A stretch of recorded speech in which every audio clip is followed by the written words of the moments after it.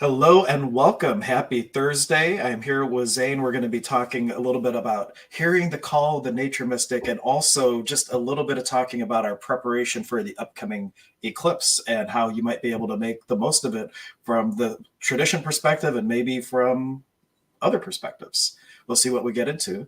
Um, I have to share this one real quick with my one other place. But how are you doing today, Zane? Anything on top of mind to kind of kick off our conversation today? Not off the top of my mind. I think those are all good ideas. And of course, we're always open to questions from people out there because it's really good to respond to questions because then it's organic. Then it really flows and you're getting what you're looking for. Where if you just have us pontificate, it sometimes gets, I think it can get dry and kind of, long-winded sometimes. Oh man, that reminds me. I have a new favorite word. I just have to tell it to you here. I saw this meme, and this is like an Urban Dictionary word, so it's like not an official word, but it's called Coldywomple. Have you ever heard of that one? No, no. It is to travel purposefully toward an as of yet unknown destination. Oh, okay. Well, I do that all the time. What's it Yeah, called? me too. That's why I read it. I'm like, wow. Yeah, I'm always going like with purpose somewhere. I just don't know Yeah. where that somewhere is. Yeah. I mean, I used to spend 5 to 7 hours a day just driving around, going down back roads and all kinds of things, just looking and not knowing what I was looking for, but having a great time doing it. Yeah. But good morning, everyone. I'm making this public on my page. And if you're watching this on a replay, please take a moment, share it with a friend. And if you have a question or a comment or anything that you want to spark for us to kind of just go off in the direction that is alive for you, like Zane said, that's really what it's about, following the energy and going where you all want us to go. Yeah, absolutely. And what you said at the beginning is very good. I mean, the eclipse, why is it so good? Because we're in the middle of it. We're in the Yeah. midst of something very big. And we talked about this a little bit last night on SOAR, the show that I do with Anthony every other week. But the eclipse is always an auspicious moment in the tradition, in many of the indigenous traditions of the world, because historically it was a time when the light was snuffed out. And even when they started to understand that there were cycles of nature and they started to be able to kind of predict when the next one was going to happen, it still symbolically represents the light being snuffed out. Like Sunday night, Monday morning, about 3 o'clock, we had an interesting occurrence of the full moon and a full lunar eclipse at the same time. And that's pretty interesting because that's bookends, or well, that's not really what I wanted to say, but that's a polar opposition of energy coming together. So during that time that the eclipse was going on, it was like a super full moon or a super new moon. So it had all those qualities of the new moon energy when it's dark out, when the shadow comes up to play. But then we quickly had a transformation within just several, I don't know, about 25 minutes, 30 minutes, where it started to transition out of that back to the full moon energy. But as it was doing that, it went through every phase of the moon. And so we got this whole like moon cycle in one night. In fact, in one morning, before most of us even got up to start our day, we had gone through an entire moon cycle. And I bet a lot of you out there had some strange dreams.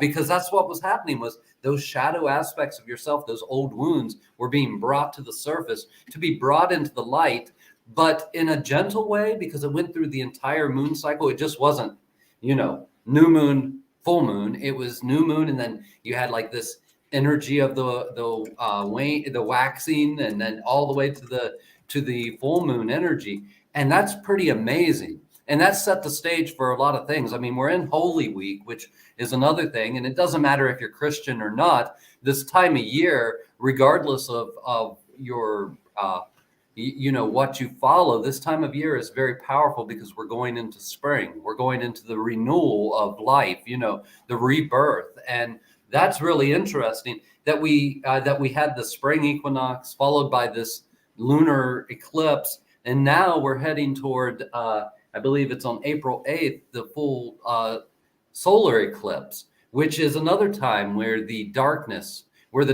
comes and snuffs out the light. And traditionally, a lot of the ceremonies was about telling the sun how much you loved it, telling the light how much it was needed in you, reaching up from that darkened place within you, from the blackening, reaching up and praying in that way where you know you're going to get a response as the sun returns, and allowing yourself to move through that. And it's such a cosmic thing. It's not just something that happens in one particular place. Though if you're lucky enough to be in like Cleveland or Akron or a few other places, you'll be in the band of the full eclipse there. And that's pretty spectacular in and of itself. But wherever you are, this is a global phenomenon. And it's a time when everyone, we've entered a brand new age. And for all of you who say, well, didn't we enter that a little while ago, or aren't we getting ready to enter that? Well, since about 91, we have been entering age after age. It used to be that an age, a generation was 25 years or so. And an age was about, it went from being about a 500-year cycle. And before that, it was more like a 2,200-year cycle. But then it went into this more like 500-year cycle, and things just started speeding up. And now we're at this point where we're going through ages very quickly. We went into the information age. And even though we're like, oh, isn't that just a technological advancement? It is, but it changed the way we looked at life because information was suddenly free. And then we went into the next phase of that where information became the commodity.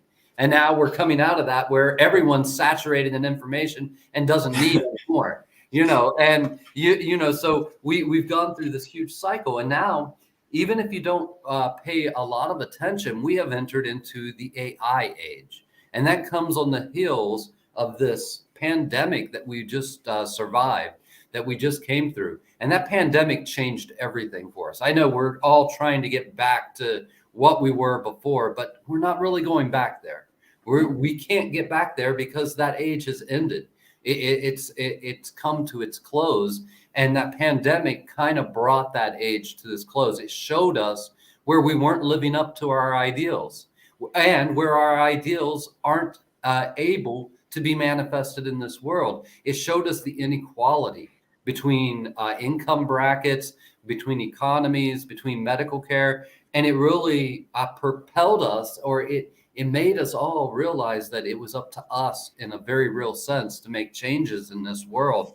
And now that we're entering up to this full solar eclipse, and I see this as something that actually started in 1987 with the harmonic convergence, that the harmonic convergence really was the beginning of it was the beginning of the quickening, where ages just started happening. From 87 to about 91, we entered into that information age. Then we entered into the internet age, where the internet started becoming very important for our life. And we went into more of a social media age. And now we are, like I said, we have entered into this age of AI, and we're really setting the standards for it. So the ceremonies that are best to do around this is about purging the collective shadow, and purging it during that solar eclipse. During that solar eclipse, allowing the shadowy parts of ourselves to come up and to be purged out of us, and to beg for assistance from the divine, to beg and let that energy. That begging isn't a needing. It's not, oh, I need this so much. It's an acknowledgement that we want more light, that we desire more light in our life, and that our lives, even if they've been going great, could always benefit from more illumination. And it's reaching up to those spirits of illumination and begging them to come back to us, asking them wholeheartedly with an earnest heart, saying, please, I see where I'm not living up to my own ideals. Help me see if these ideals are livable. Can I live up to them? And if not, help me to be illumined to what ideals can replace these, that I can step into, that I can own, that I can then share the responsibility for making a better world for everyone. Help me in this journey. Help me to achieve these things. And just calling out with that earnest heart, with that sweetness, please, please help me. Amahina kaicho. help me, come to me, spirits of illumination. And then they will. As that eclipse fades away, allow yourself then to become receptive and receive the brand new downloads. The brand new downloads from Manu. If you look at it from a Hindu perspective, the sun has all the codes of life for all the yugas, all the ages. And as we're now entering into that Koripacha, which is what we call the golden age, this new Uga, as we move out of Kali Uga, to put it into a Hindu perspective, and we move into that new potential of a golden age, there's brand new codes of light that are going to come from that sun on that day. And we're going to start receiving those codes of light. And that's what we want to do. We want to open ourselves by allowing that darkness to be purged, and then asking the sun to give us that light, asking for illumination in our life. And then as the sun rays start to come down, allowing ourselves to be recoded by those things. And there may be some collective fear that happens during this time. Mass coronal ejections and stuff like that has an effect on us where we get pushed to a point. And whatever we become when we're confronted by power, some of us become very afraid, some of us become aggressive, some become passive aggressive. And whatever we become when we're confronted by power can happen in those moments of those solar flares and those coronal ejections, because they change the magnetic field of the earth. They change everything. So if we can just sit in all of that and receive those new codes and start in that moment, the moment the sun returns, start living up to the person we want to be, we will change the world forever. Ooh, that's really good. And just making that choice to be the person that you would like to be. Yeah, It really does come down to choice, and not being ruled by the past, but the moment that you get to choose who you're going to be.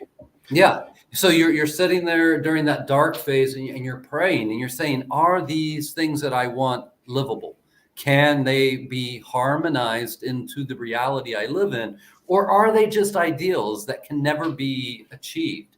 Because we want to get clear. There's no reason for us to chase a fantasy. That's not going to help the world for us to chase a fantasy or get really idealistic about something that is not in the field of potentiality. We have there is I should say, in the field of possibility, because possibility is a little bit smaller than potentiality. What's possible has a smaller sphere, and potentiality has a much larger sphere around it. So we're working in the field of possibility. What is possible right now? What can I manifest? What's the closest I can manifest to these ideals I have? Is there anything close to those ideals that I can manifest?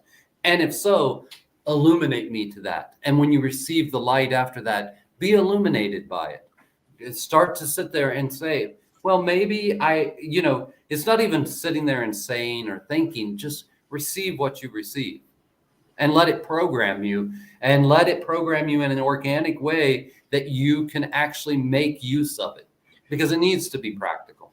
That sounds like something that's a good pondering point leading up to the eclipse. So going in, you already know, like, what is it that is in your field of potential and possibility. Both would be a good thing. We had a couple people saying good morning. Mike was on before we even started, saying a Nike Kwaiki. We have Richie saying good morning, and that he started your book. He started reading your book. Oh, Zane, wow. Yeah, Zane is the author of Inka Mountain Magic, and Richie already understands the importance of a good font too. So he's diving in.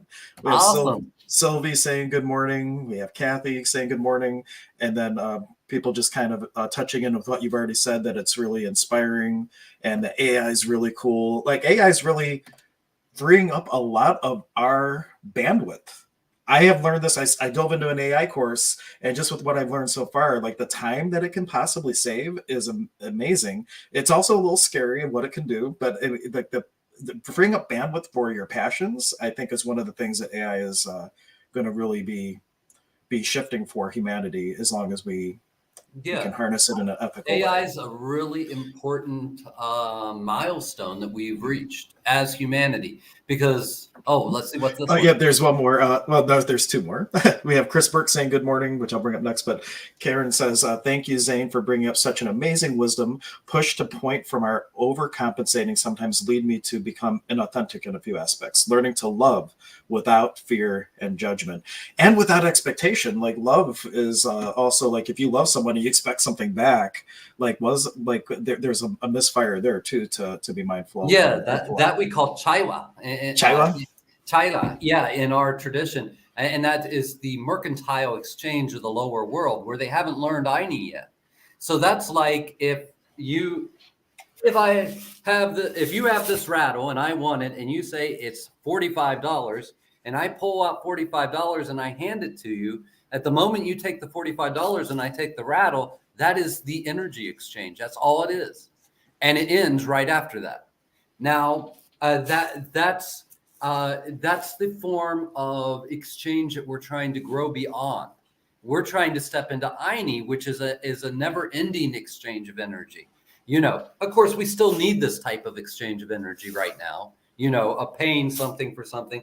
But as we are able to step more and more into that living vibration of energy that continues to renew itself, then we are stepping into Aini. And then we are stepping into reciprocity with the universe. And that's when our personal power starts to grow more and more. But it's not something that happens all at once. It takes a whole lifetime. Yeah. And then we had Chris also saying good morning. And Good we had morning. Mike just commenting how AI can read from transcripts and create things. Richie saying that AI helped him bring specific vision for Emerald Raven Paranormal's logo to life. Yeah, it could definitely, if you have any hesitation about creativity, it can definitely be a catalyst for you to have an inspiration and then refine it. I think it's always important, like take it and then just tweak it a little bit to make it your own, you know? Yeah, Uh, it's absolutely important. I think one of my favorite quotes about AI, at least the current form of AI we have, is from Noam Chomsky, which I love Noam. He's like he's a professor of linguistics. He's retired now, but he really was someone who went out there and reported things that no one else wanted to touch. The Associated Press never wanted to touch certain subjects, but he would, and his team. And one quote I heard him say is AI is plagiarism software. It's software that allows you to plagiarize without breaking the law, without breaking copyright law.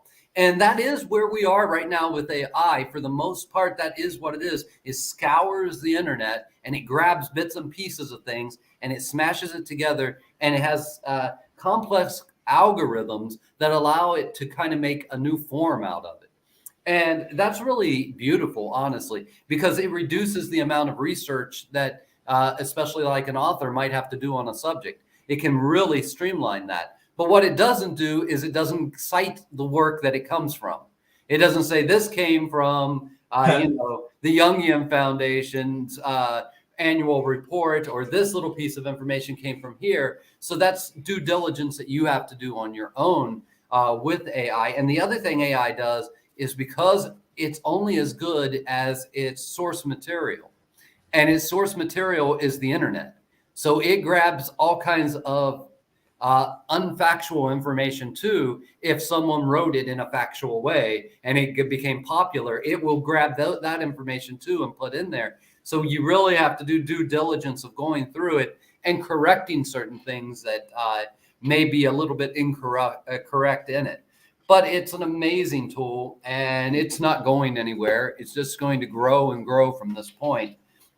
yeah. And we as humanity are going to need to learn to interact with it. And as the newer iterations of it come up, where it actually starts to become intelligent, where it's not just simulating speaking based on a bunch of prompts and things like that, when it actually starts to be able to form brand new thought and express itself, that's like a baby. At this point, it's not like that yet, but it's going to be like a little baby. And it's only going to be as good as what the love and the care we give to it. we really need to raise it and to show it where we want it to go, to show it what kind of things we want it to help us do, to truly give it those parameters, and that's so important at this time with AI because, like I said, it's not intelligent yet. It really is more like a reference tool at this point, like the old card catalogs. But instead of just being a card catalog, it can bring up the entire document, the entire book, and it can scour it for you in a matter of seconds and give you a summation of it. But that doesn't mean that it's correct because its source material can be really off. Yeah, fact checking. Like when you look up things online, like there's so much misinformation there, and you are letting it scour misinformation. The class that I'm taking, I was talking to you about beforehand. What I've learned you can do is like if you took every single PDF you've ever made for the program, and your book, and whatever other writings you have, you could have it source only from that, and then create out of your own material and just be and have it do that for you. It's wild. It's really wild. Now we do have a question. Cool. From Judy, and I might not know what this word is that she's asking about 2 cycles here, but kind of a weird question. Do you have anything to say around the convergence of the eclipse with the 2 Sasada cycles also happening? Is that what that is? I believe so, yeah. Anything about the 2 correlating events, those 2 cycles plus the eclipse?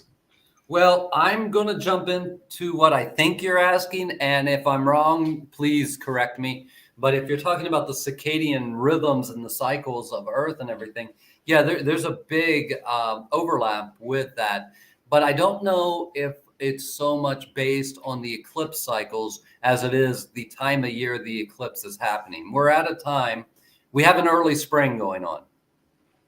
The insects. Oh, the cicada. Well, maybe not. It's I like where you're going there.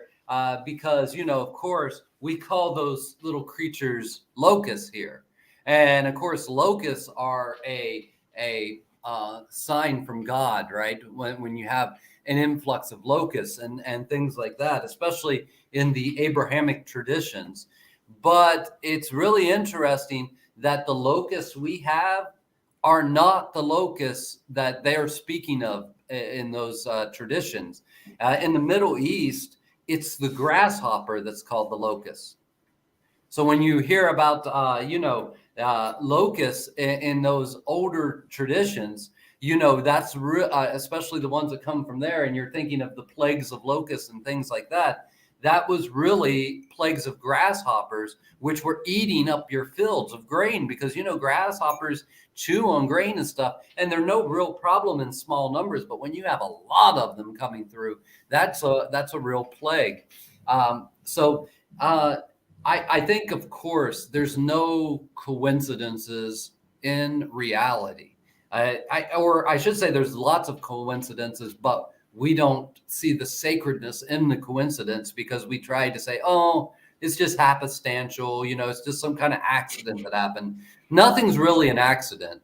All these things mean something, all these things mean something. And it's interesting to make those correlations between these things. I don't really know, and I don't have a good answer for that, though. Cool.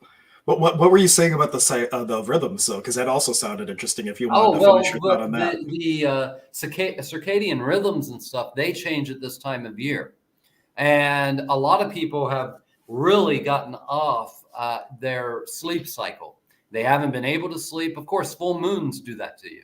They make you so you just can't seem to get powered down and go to sleep at a normal hour. But you add to that we're having an early spring.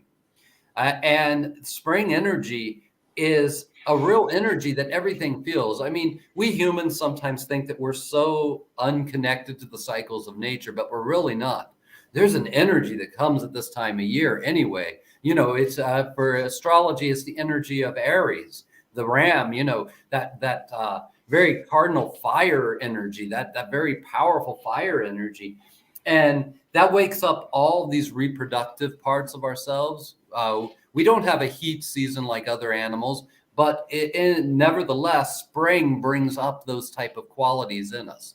Spring and summer really bring that to life inside of a lot of humanity, and you'll see people championing and challenging each other, and all of these type of things, and also sporting events and stuff. Oftentimes, get real. There's always this big competition that happens in spring, and it came a little bit early this year.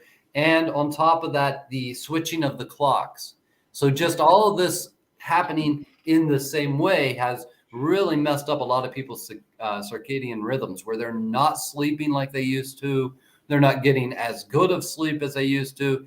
Even me, I'm the type of guy who's usually in bed by 9 to 10 o'clock p.m. I'm usually asleep by then. There's times I'm awake till 2 or 3 in the morning doing something, but my normal cycle is around there.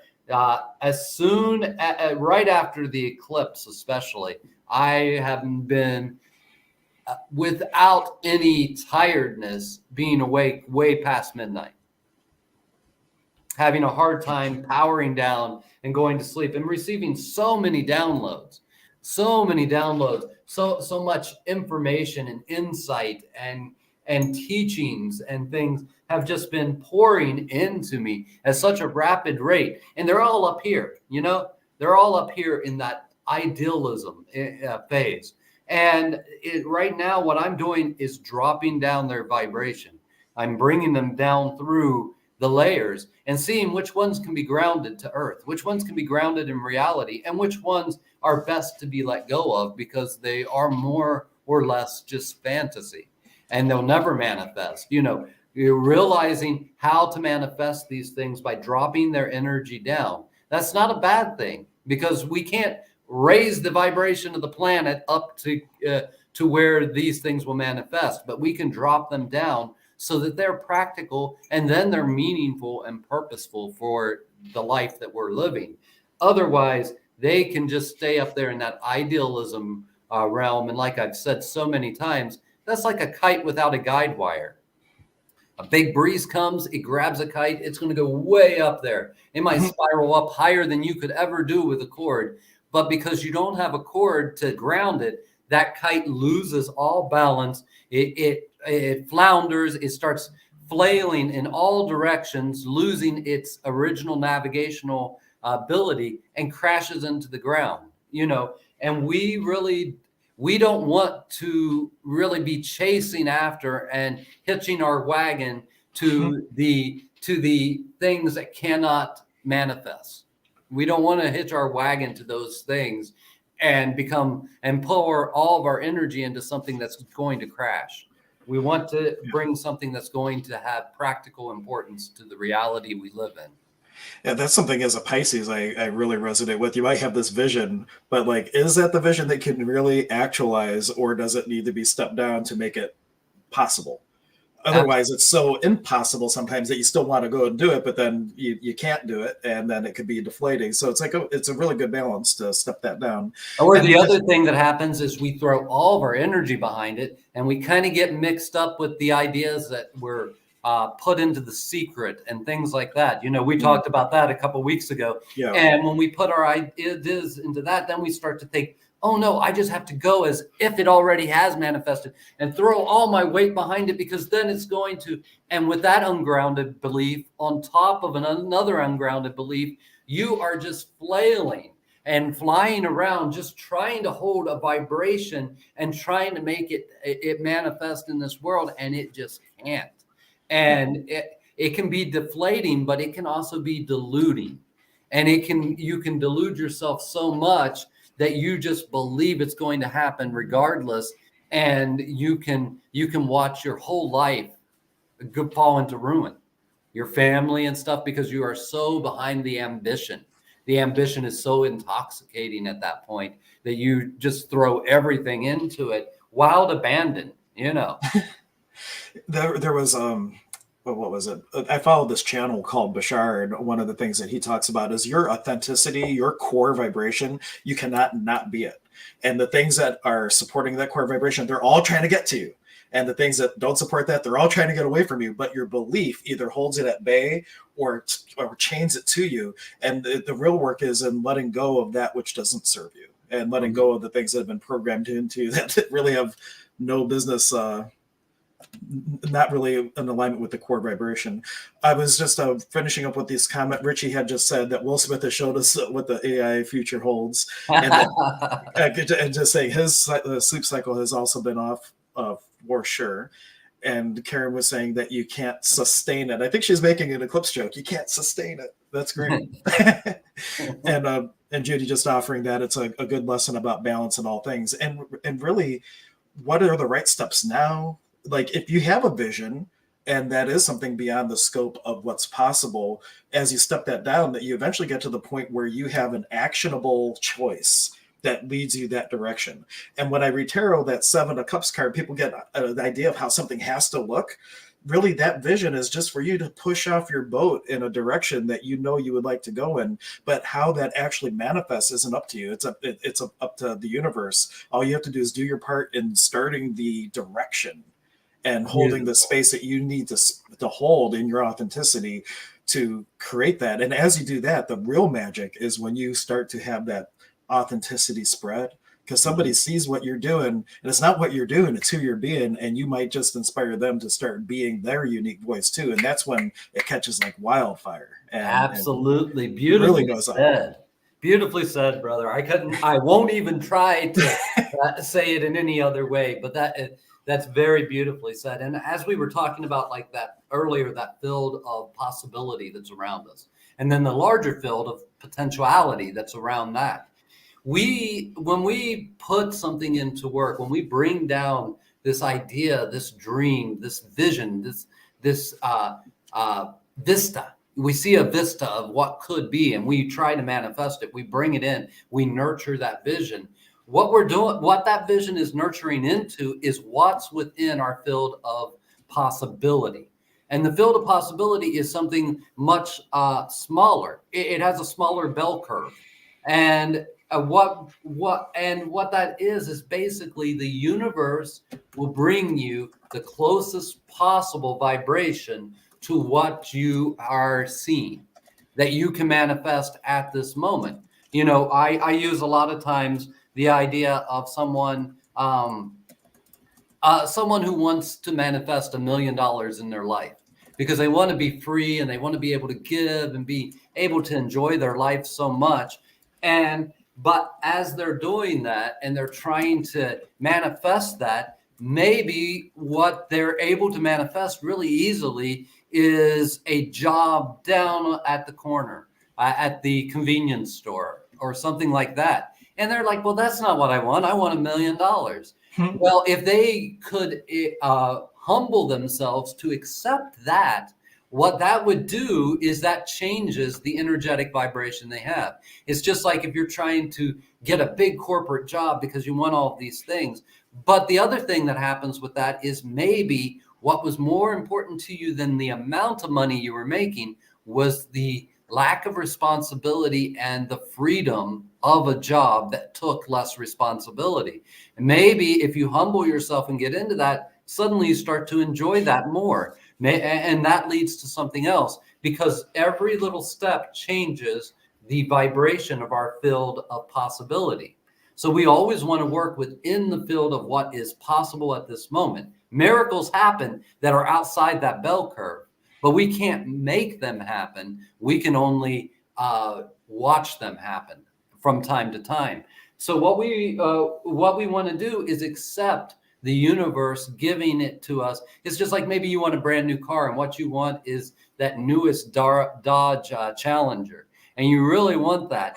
And then suddenly someone has a Corvette available to you and that you can actually afford. You do some magic or you do some manifesting work and someone has a Corvette that's an older model Corvette, but you can afford it. Well, you don't have any wheels right now. So having any wheels at all, even if it's a Ford Escort, is one step closer to your goal, is a practical manifestation of the field of possibility. So if we accept that, then we can try to manifest it again. And now you have this Ford Escort or this Corvette or whatever. Now you have that as an extra bargaining tool in the whole process. You can now use that as part of a down payment on the dream car that you want. But maybe it's going to take you 2 years before you're ready to actually manifest that. Maybe it's going to take you 10. But what you do is you manifest within the field of possibility. And if you're okay with that and you don't get blinded by potentiality, then you have a proven path forward that the universe is offering to you if you can accept the opportunities it sends you. Well, and just like you were talking about, you get this inspiration or this dream and you step it down till it's possible. At the same way, receive what you're receiving. If you can't receive a $5 contribution from the universe, how are you going to receive 1,000 or a Very million good. or anything else? It's like, I can't even take $5, universe. But and it's not just money either. No. One of the definitions I love about abundance is the ability to do what you need to do when you need to do it. I like that too, because that gets, because abundance is something that we think of in the Western culture as economically based, because everything in our culture is based on economy. And because of that, we sometimes get the wrong idea of what abundance is. I like that definition you gave. Yeah, Can you give it again? Yeah, the abundance, and this is from Bashar, just to quote where I got it from. The being that he channels says, abundance is the ability to do what you need to do when you need to do it. And so if it's not happening, one question, is it really something you need to do? Yeah, I like Bashar. Is it really in alignment with what your soul's driving at? Or are you having a manifestation from ego, which is like edging God out? And you're trying to manifest a big screen TV because you want to watch a Super Bowl in style. But really your soul's like, dude, open a soup kitchen. Yeah, exactly. Yeah, it's and I like Bashar a lot. I didn't know who he was when you first brought him up to me, but I've researched him since then, and I really like him, and I also like Jane Roberts. And all of that work is so beautiful and so needed, and that's what they're doing too. They're channelers, and they are channeling a message, but that message, once again, is being channeled through a vehicle that is in this reality. So it comes through in a practical way, because if they if you channeled the highest starlight information to someone, it's not practical here. It's practical in the stars. It's practical in the Hanakpacha, in a place where there is perfect reciprocity. That ain't here. So, it's not going to translate here. And that's part of the work of the Kurak, which is the priesthood that I teach everyone. I teach the Alto Masayo path of the Paco Kuna tradition, and I bring people up to the Kurak level. And the Kurak level, when you really start to embody it, and just because you've been taught it doesn't mean you're embodying it yet, but when you really start to embody it, it's really about that, because the Alto Masayo, where the Pampa Masayo is about helping the community connect with nature, helping the community connect with all of this. The Alto Masayo is helping the community and nature connect with this higher cosmic nature, and to bring through that information, and to find a way to step that information down so that it's practical and useful and important to the people that you're bringing it to. Otherwise, it doesn't matter how fantastical it is. It doesn't matter how inspirational it is. If it doesn't have fruit, if it's just going to, make someone really energetic and really put all their energy behind something that can never manifest, what purpose is that? How are you using their energy? How are you being a good leader and using their energy wisely to bring about good earth changes for all of us? Yeah, got a great question to bring up. Before I do that, I just want to mention to everyone, I put in the comments, and I scrolled it a couple times throughout, the link to my website where I have information about the upcoming apprenticeship program that just starts next month. It starts next month. It's going to be it goes over the span of 8 months, but it's 7 in-person meetings plus online content in between. It's a hybrid program. And if you feel called, but it is not, you don't feel it's in the field of possibility, then please reach out to me and let's see if we can make it actually into a possibility for you if you don't think that it is. And now to bring up Richie, who has joined the program. He's going to be joining us next month. And this brings up a great point to be mindful of when it talks about when you're manifesting and creating and holding the vision, you have to be willing to put in the work to reach your goals. Otherwise, reaching them is worthless. It's not so much about the destination as it is about the journey. But we also have this idea, based on the law of attraction, where you're like, and this is from Osho, that I'm having this idea that you look like you're looking at flowers and you're meditating every day in your New York apartment or wherever in Westlake, and you're like flowers, flowers, flowers, flowers, flowers. And this is what we think manifestation is: flowers, flowers, flowers, flowers, flowers. But they say no, that's the vision. Now you ask, what is the process today? Tilling the soil, weeding, fertilizing, watering, making sure you're putting it in a place it's getting the right amount of sun, testing the pH level of the soil. It's in the process that you have you're in the works to get to that place. And that's Absolutely. where your good orderly direction comes from, my acronym for God. That it's like you're rowing a boat. The universe is already doing its part. You have to do your part and row the other part of the boat. Otherwise you go in a circle. You have to work hand in hand with the universe, and then you have you're surfing the waves of creation to get to your destination, to use a little shamanic reference, foreshadowing. But you have to do the work too, and ask the questions: what do I need to and do today? Absolutely. Yeah. Once again, couldn't say it better. The law of attraction, the secret, all those things, there's some real beautiful occultic science that is wrapped up in that. But they have really conflated it beyond that. Yeah. And they've tried to make it something simple, because what sells? Simplicity. If you tell someone that they can have what they can manifest their dreams in a simple 1, 2, 3 process, and it doesn't take any work, they're going to buy that, even if they know for a fact that someone else is manifesting a whole lot of positive things in their life, yet they have to put a lot of work into their process. More people are going to buy the process that doesn't work and it promises to be simpler, because that's what we want. We want a simple 1, 2, 3 steps. But there always is effort that has to be put forward on your part, because the spirits really want to see us achieve things. They want to see us, really step up into our energy, into our authenticity. And the only way to do that is for us to do the work that it takes. And the work that it takes is not the holding just the strongest mental sense. In fact, that is so analytical. That's so much mind information and mind and willpower in such a unsustainable way. You're putting so much energy forward that way, that often leads to burnout, because you can't hold it. And then there's paranoia. Oh, I couldn't hold it. Oh no, I thought maybe it won't manifest. Or, oh no, it's going to be a failure. Oh no, now I'm putting energy into it being a failure.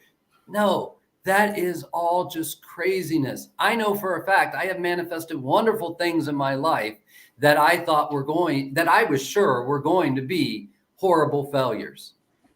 And they turned out to be great successes. So there's more to it all than just holding a mental vision. In fact, you only need to have that crystal clear mental vision for a second. Yep. To push the boat. Let it go.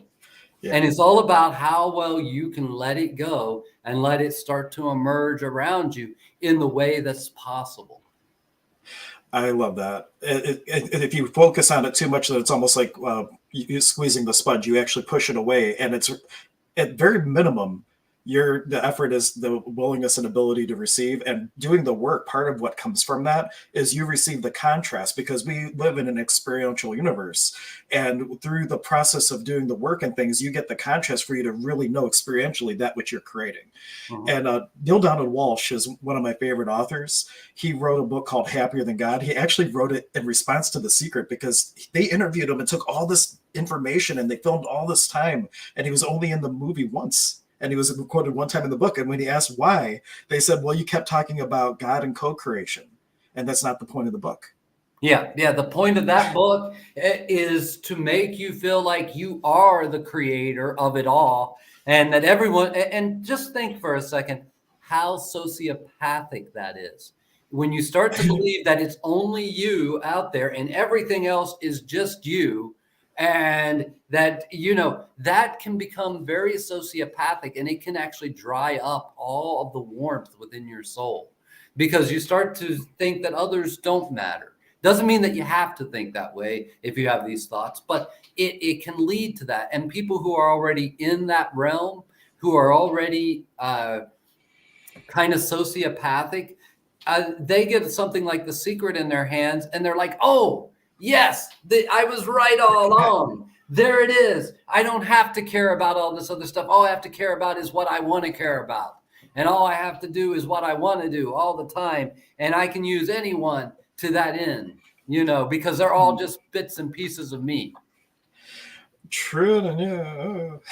Yeah. What comes to mind to share with that? I used to go to for over a year. I went to this metaphysical school that's over in Euclid, and one of the teachers talked about to manifest on the macro level. You choose things that will help everyone and will hurt no one, which is really hard to do when you think about it. But like, if you kind of use that as a guiding compass, will it hurt anyone? Will it help everyone? Or the four absolutes when you're choosing things: is it selfless? Is it honest? Is it pure? Is it honest? Honest, selfless. I'm messing them up. Is it honest? Is it selfless? Is it selfless? Is it pure? There we go. If you test what you're looking to create against those four absolutes, chances are you're coming from the place of source. And if it doesn't, then chances are it's more coming from the place of ego. And it's a tool used in AA and the Oxford group to, like, when you go to meditation, you get an inspiration to test it, to see if what level you were getting the inspiration from, because both can be inspirations, but is it going to be serving humanity in its journey to becoming the kingdom of we from me? And is it loving? Thank you, Judy. I couldn't think of it. Is it loving? Is it honest? Is it selfless? Is it pure? Those are the four to test things against. Cool. Very cool. Yeah. We in my world, we do it a little bit less like that. We more say, is it going to help? Who's it going to help? Is it just going to help me? I can manifest that. Yeah, I can do work. I can manifest something that helps no one else in the world but me, and might even hurt some other people. Magic can be used that way. Mysticism can be used that way. But is it going to help more than me? Is it going to help 2 to 3 or 4 people? If it's going to help 4 people, 4 individuals, and not necessarily 4 individuals like, oh, it helps me, so it helps my daughter, and it helps my son, and it helps my wife. There's 4 people. That's one way of looking at it. But if it's 4 people that are even further apart in your relation sphere, there's more vibration and energy for it. The more you're helping the whole world to transition and transform, the more vibration there is behind it, as long as it's grounded within possibility. If it's only in potentiality, then it doesn't have the same ability to transform. It has the ability to transform mindset then, but it doesn't have necessarily the ability to translate into physical transformation or behavioral transformation, because you can change your mind every 5 seconds. Yeah. I can do it right now, but you can't tell me for certain what at 5 p.m. today you're going to be thinking about, because you don't control your mind. The mind is already set and it does what it does. And a lot of our work is actually being able to put the mind in its own compartment and move away from it, because it's a negation machine. That's what its job is, to say, this isn't like that. That isn't like this. This isn't safe. That is. That's what its job is. And we can let it keep doing that job, but we can learn how to distance ourselves from the mental clatter. Doesn't mean it goes away. It can never go away unless you're not here anymore, because that's its organic job. It is an organic illusion created by the processing of the brain. So that's what the mind is. We can put it in its place. When we put it in its place, we can step beyond it. And that's when manifestations happen, because the mind is not what controls manifestation. One thing that Neil talks about in his book is the multiplier effect, which is another way to kind of allude to what you're saying. If you're just doing something like, if I'm working with a client one-on-one, I'm helping one other aspect of divinity. If now I'm doing a sound bet that touches 20 people and it inspires them to go make a change, now you're changing 10 people in the field, and those people are going to change how many people. And the more reach you have, like Zane writing a book is a great example. How many lives have you touched by writing that book, and how many people have read that book? Yeah, and that's all in the fields of grace. I don't even know. Most of them I've never met. Most of them I will never meet, and I will never know how it touched their lives. And it's not even important for me to, No. and that's the beauty. That's where I really, that's what turns me on. I'm glad you brought that up, because that's my work moving forward, is how do we fall into grace itself? How, and I know that that's a concept that is really closely related to the Christian tradition and things like that. And and of course, my father was a Baptist missionary preacher, so I have that in me. But I see grace as something beyond that, beyond any religion. And I do believe that there's probably words in many traditions for that. But that's an English word that's very useful for us. How can we step into a place where grace can happen through us? And it doesn't mean that you understand the grace that's happening through you. It doesn't mean that you are knowledgeable as to what it is. It could be that the grace that's working through you is that you're going to be the obstruction for someone else. And that by them struggling against you, and that you had raised your vibration where you can allow that and accept it and not hold it against the person, just by them struggling against you, they might suddenly develop a quality in themselves where they can have stronger boundaries with people that they don't have strong boundaries with. And you never even know this, because you accidentally ran a red light and they almost hit you, and they're screaming at you going down the street. But that moment of your little blunder that allowed them to get so angry at you has now made them so that they suddenly realize, you know what, if I could tell off that guy that I never even met, and he can just look at me and go, oops, I'm so sorry, then and that it turned out okay. Maybe I can tell my friend that I feel like they're taking advantage of me. Maybe I can do that, since this complete stranger didn't react to me out of anger or anything else, just said, yeah, you know what? I ran that red light. I almost messed up your life pretty badly. My bad. Love you. And that can change the world, and you don't even know it, because 5 minutes later you forgot the whole occurrence even happened. I love that example. The next time you have a close call, anyone here, coming from a place of love and just like compassion for owning your action versus shame and guilt and things, how much more empowering is it? And both those things might happen at the same time. You might do all that and still go, ooh, I pulled it. That was not so great. But if you can at least have both at the same time and offer that loving space instead of, you're getting mad at me, I'm going to get mad at you, Right. and being in a place of responding instead of reacting. Absolutely. Very good. Final call for questions. I'm going to say last call for questions. We're about 52 minutes. We're coming up on the end of the hour. I love how many comments and questions and interactions we've had today. Even my mom, she tuned in and said, hello. Yeah, Hello, Mom. and I So happy want you're here. to just tell everyone about an event that I'm part of that's coming up on April 11th. It's called the Return to Wellness, and it's going to happen here in Athens. And we're going to have a lot of people together. I'm going to be doing a lecture on nature mysticism. And in the evening, we're going to have Don Eduardo Apaza will be with us, and he'll be doing a despacho ceremony. It's a whole day event. I think it's the 11th is a Thursday, I think. It will be 9 a.m. to 9 p.m. There's going to be sound baths and all kinds of cool stuff. So if anyone's interested, please contact me somehow, and I can get you the information so that you can be a part of it. It's a very small group, so there's not a whole lot of space, but it is something just came together. Last night, I didn't have all the information when I was on SOAR with Anthony last night, because we just didn't have it all in a form where people could look at it or enter into it. So I can announce it now this morning. Well, good. So if you are interested in that, give Zane a message, and he can get you the information to participate in that. And Athens, like, that's such a cool little community down that way. A lot of good nature spirits, and I'm sure it's going to be an amazing event. Yeah, I'm really excited about it. Like I said, it just came together. Yeah. It just came together in the last few days, really.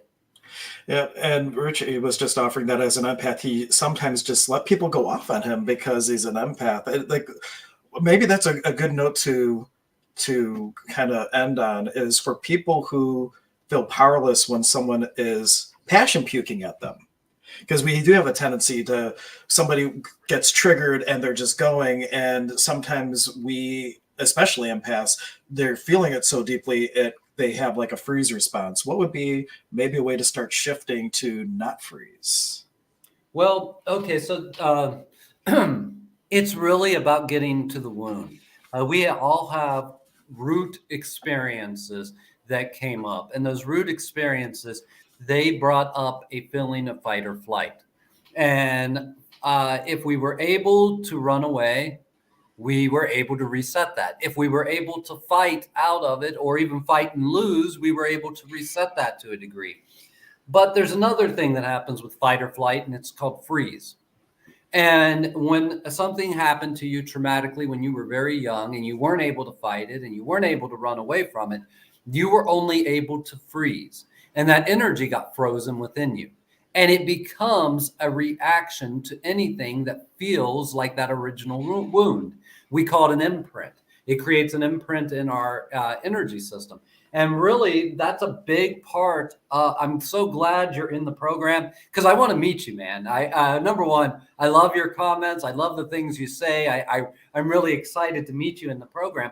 But that's something we'll be going through is really getting in touch with those root experiences. They're the root that produce an imprint that is like a sacred geometry that is within your energy field. And when anything comes through the filter of that geometry, when it hits that web and it kind of feels like that trauma that you had before, it's going to bring up either fight, flight, or freeze. And in our modern world, that means anger, fear, or the feeling of insecurity. You know, that you don't have the anger or the ability to run away, just overwhelming insecurity. That's why I say this program is perfect for empathic people, because you all have a spiritual sense that is turned on.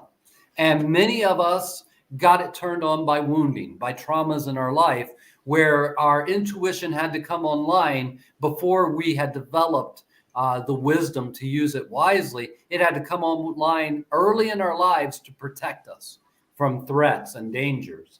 And so for empaths, this really gives us a chance to go back in time through the somatic strip so that we can start to transform and change those things, change the contract that it's based around, and have a brand new reaction. But yeah, it can become very overwhelming. And Richie was saying that he's excited to start as well. His Cherokee ancestors are pushing him to it. And that's what I named the stream today, is like the call of the nature mystic. Just like Richie's a great example. He was hanging out at the store and like his ancestors were, I forget the whole story, but he was just getting nudged and then he got validation and confirmation.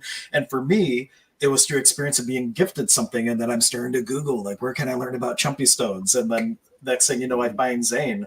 And I'm coming up on my 10-year anniversary of actually working with you. Yeah, I think we connected over 10 years ago, but like I think either the first or the second class I ever hosted with Zane was in November 2014, 2 years before the program. It's been a wild and amazing ride. And I've never heard the same content, like the same content, yes, but like I've heard things in classes that I've never heard again. Every single time it is like a super customized in a way experience, because everybody who comes, your energy is what's making the class. It's not Zane. I mean, it is Zane delivering it, but it's really the energy of each group that and that just has a life of its own. there is an not underground. There is an underlining fear, not there, and process behind it all, and that never changes. That process is pretty much the same every single time, but the wisdom that comes through and all that does change over time. And it does shift because it's a very flexible framework that it's built on, and it allows for a lot of this. That's the way it's supposed to be. It's supposed to be that way. You can never deliver everything. Like, I've been doing this path well over 20 years. You can never give 20 years of wisdom in a year. You give 20 years of wisdom in 20 years. That's how that works, you know. But you can give the mystery, and that's what it's all about. It's about the mystery. We say these are traditions that can be learned but not taught. Though we do have teachers, they are not really what teaches us. They just give us an opportunity to remember something. Yep. I give you an opportunity to remember who you really are. And I give you tools that help you in that remembering.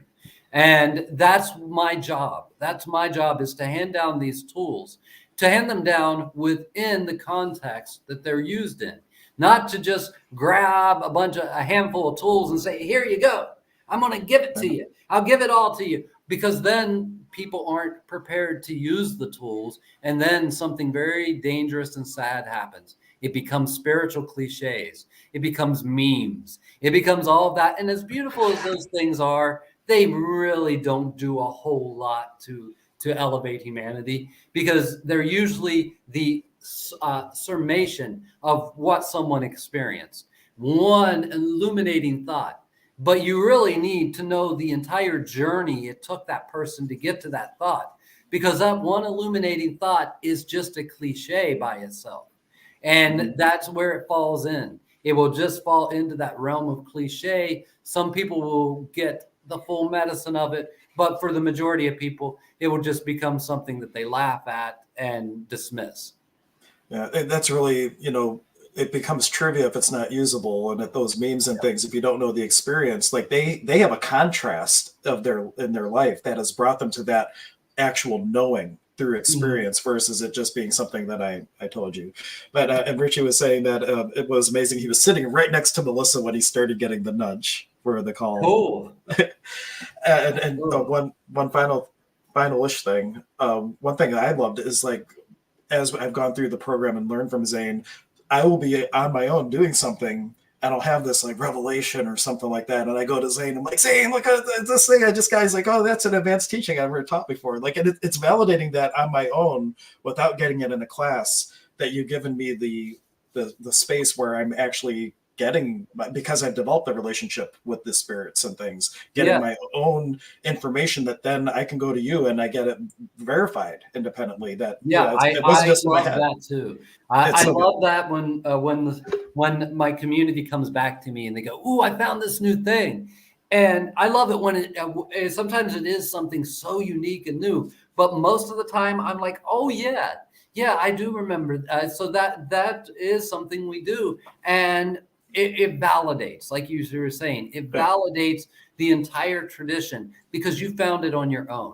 And that's what I say about things like reframing too. You can reframe something to help someone make action right now, to help them take action right now, but it loses its power over time. What doesn't lose its power is when you just do the work that they don't even understand that's around them. And then the days after that, they find the reframe for themselves, because then it's not like an organ transplant where their body's trying to reject it. An organ transplant, suddenly you get a new heart, you have a new lease on life. You feel great for a minute. But if you're not taking the right things to suppress your immune system, it can actually turn against that heart and destroy it, and it can kill you. So, it's just like that. Things like pattern interrupts and reframing, they're powerful tools if used correctly. But it's so much more healing. Healing really happens when we allow the client to find their own reframes, where all we do is reset a spiritual template around them with their inside of their soul's purpose, resetting it to their soul's purpose, which we don't even all the time understand, and then allowing them to reframe their own reality. That's so much more powerful. Oh, cool. That sounds like a good note to end on. Thank you. And my mom was just commenting like, this is wonderful. I'm glad you're able to tune in. Yeah. But with that, we will see you probably next Thursday. Melissa wasn't able to join us today, but she will be back, and we will see you next Thursday. Well, actually, maybe not. Are you going to be able to be? You have your next Thursday is not the 11th. Yeah, that's what I was thinking. I was like, wait, you have an event, but that's next Thursday is not the 11th. Okay, well, then we will probably all see you next Thursday. Until then, take care, everyone. Yep. Bye.